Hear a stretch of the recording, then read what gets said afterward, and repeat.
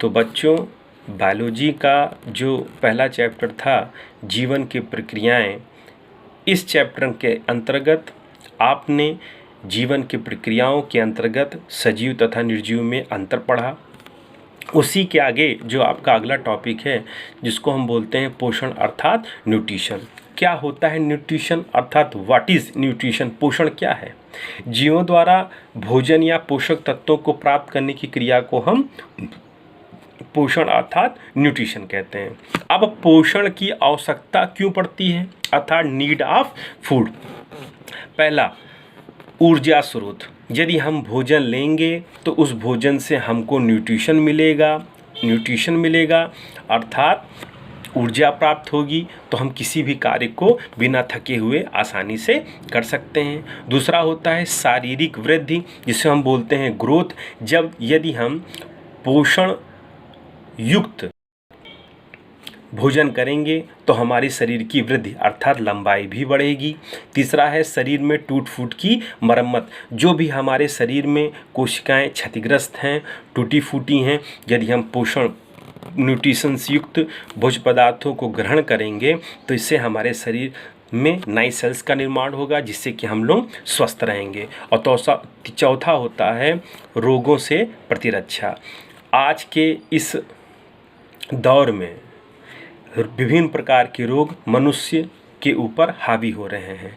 कहीं ना कहीं उस इंसान की खान पान में जो दिन पर दिन बदलाव आ जा रहा है, इसके कारण हर मनुष्य रोगों से ग्रसित हो जा रहा है। तो बच्चों, यदि हम प्रोटीन युक्त या पोषण युक्त या संतुलित आहार अच्छे तरीके से लेंगे तो हम लोग के शरीर में रोगों से लड़ने की क्षमता बढ़ेगी।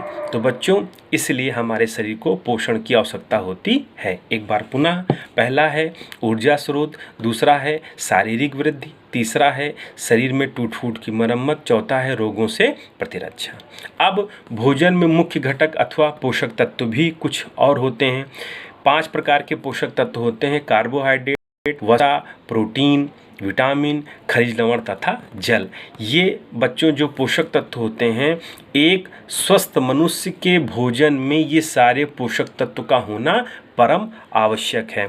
यदि ये सारे पोषक तत्व एक स्वस्थ व्यक्ति के भोज्य पदार्थ में हैं तो वह हमेशा स्वस्थ और निरोगी रहेगा।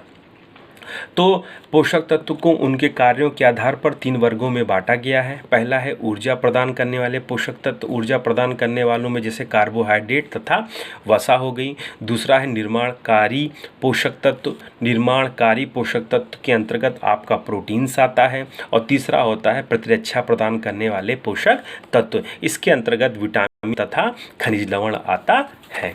तो बच्चों, आज आपने बायोलॉजी का जो पहला चैप्टर है जीवन की प्रक्रियाएं, जिसे हम लाइफ प्रोसेस कहते हैं, इस चैप्टर के अंतर्गत आपने सजीव तथा निर्जीव में अंतर, जीवन की प्रक्रियाओं के आधार पर किस तरह आप सजीव तथा निर्जीव को अलग अलग वर्गीकृत कर सकते हैं, पोषण क्या होता है, पोषण की आवश्यकता क्या होती है, फिर पोषक तत्व क्या होते हैं। पोषक तत्वों को आपने 3 वर्ग समूहों में विभाजित किया है। ऊर्जा प्रदान करने वाले पोषक तत्व, जिसके अंतर्गत कार्बोहाइड्रेट तथा वसा आती है।